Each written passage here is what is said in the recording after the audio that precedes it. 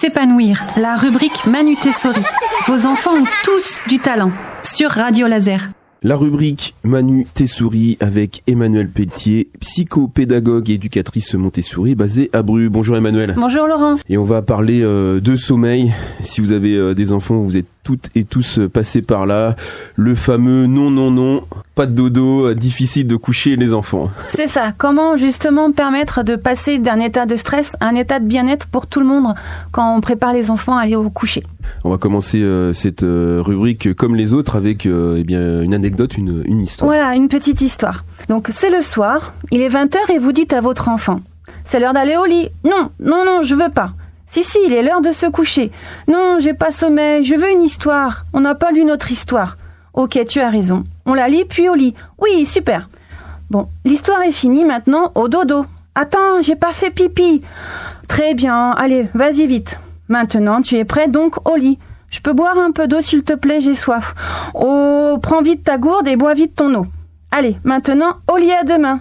On peut faire un câlin, papa. Qui n'a pas vécu toutes ces étapes avec son enfant lors du coucher? Pourquoi est-il si compliqué pour certains? Justement, pourquoi est-ce si difficile de les coucher le soir, Emmanuelle Pelletier? Alors effectivement, avec certains loulous, le coucher peut être un véritable parcours du combattant. Ils peuvent soit rencontrer des difficultés pour s'endormir, soit des difficultés pour avoir un sommeil sans réveil la nuit. Certains signes vont nous alerter pour nous dire qu'ils sont fatigués, comme les pleurs chez les bébés, qui ne sont pas encore dans le langage, les protestations comme « je suis pas fatigué, je veux dormir avec toi », ou le fait aussi de trouver 1001 excuses pour ne pas y aller. Et surtout la peur du noir. Ce qui peut se passer aussi, c'est qu'en fait, il faut vraiment prendre au sérieux tous ces signaux de détresse. Ces différents comportements masquent en réalité d'autres besoins, qui sont généralement liés aux émotions. Le fait d'avoir peur de dormir tout seul peut être lié à la peur de l'abandon et de la séparation. N'oublions pas en fait que nous sommes des mammifères et que nous avons besoin de nous sentir en sécurité et protégés par nos proches. Le stress aussi accumulé dans la journée influence aussi le coucher. Il est expulsé en fin de journée et là, à ce moment-là, les crises peuvent apparaître car l'enfant a aussi besoin de se décharger. Il faut alors l'amener à les verbaliser tout en l'aidant à mieux accueillir ses émotions. Il peut y avoir aussi des traumatismes liés à des blocages psychologiques. Alors dans ce cas, un des moyens pour les faire évacuer est de les verbaliser en les jouant ou en les théâtralisant. Quelque chose aussi qui est très très important, c'est que l'enfant a besoin aussi de contact physique, d'interaction avec ses parents. C'est peut-être l'occasion de lui faire des massages pour le détendre et ce qui va être bien en fait, c'est que ça va lui renforcer le lien parent-enfant également. En fait, plus l'enfant sera connecté à ses émotions et à son corps, plus il se sentira en sécurité et plus vite le coucher sera simple. On parle alors d'une sécurité intérieure. Si l'enfant n'a pas accès à ses émotions et à ses besoins, le stress prendra alors trop de place, si bien que le coucher deviendra une sorte de bataille entre le parent et l'enfant.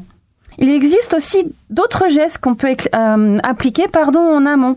Par exemple, les coucher à heure fixe, éviter les écrans au moins 1 heure avant le coucher, instaurer une ambiance calme et peu lumineuse, car cette pseudo-obscurité va en fait sécréter une hormone, la mélatonine, et elle indique au cerveau qu'il faut dormir.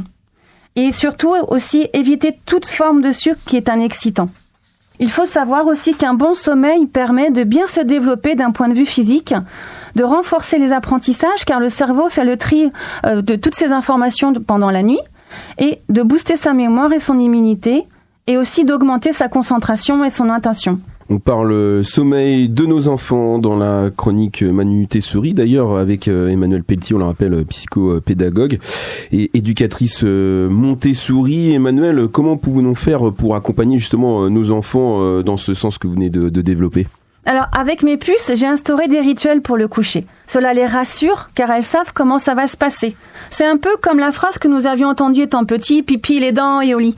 Elles vont effectivement se laver les dents, puis elles passent aux toilettes. Je minimise les lumières allumées dans leur chambre et le couloir. Puis nous faisons des massages à tour de rôle.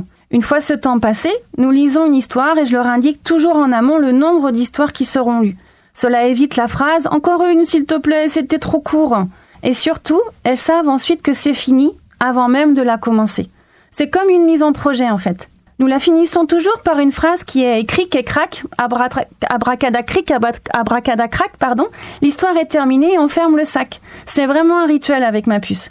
Puis une fois couchés et les lumières éteintes, je leur fais écouter une plage du CD du livre Calme et attentif comme une grenouille d'Eileen Snell. Peut-être que vous connaissez cet auteur. Et enfin, je laisse une faible lumière dans le couloir pour le côté rassurant. Je l'éteins lorsqu'elles sont endormies. En fait, c'est vraiment à vous de trouver vos propres rituels de coucher et voir ce qui fait écho chez vous et votre enfant. Est-ce que vous avez d'autres rituels que nous pouvons mettre en place ? Alors déjà, il faut apprendre à s'écouter, nous, en tant qu'adultes. Et puis après, les enfants le feront. C'est en fait que dès que nous bâillons, que nous avons des frissons ou froid, ou dès que nous devenons irritables, c'est le temps d'aller se coucher. Donc apprenez-le à votre enfant pour qu'il puisse le faire à son tour aussi. Vous pouvez faire aussi les 3 kiffs. Et si vous souhaitez en savoir plus dessus, j'ai fait un podcast que vous pourrez aller écouter. Il y a aussi la respiration comme la cohérence cardiaque. Il y a de la méditation et du yoga, des massages et écouter de la musique calme. Et pour les plus grands, vous pouvez aussi leur laisser un temps bien défini où ils vont gérer leur temps pour se préparer et faire un temps calme avant de se coucher. En faisant cela, nous leur permettons en fait de se responsabiliser, d'être plus autonomes. Emmanuel Pelletier, en conclusion pour les personnes qui viennent de nous rejoindre, les petits conseils pratico-pratiques avant de se quitter pour aider nos enfants à se coucher dans le calme.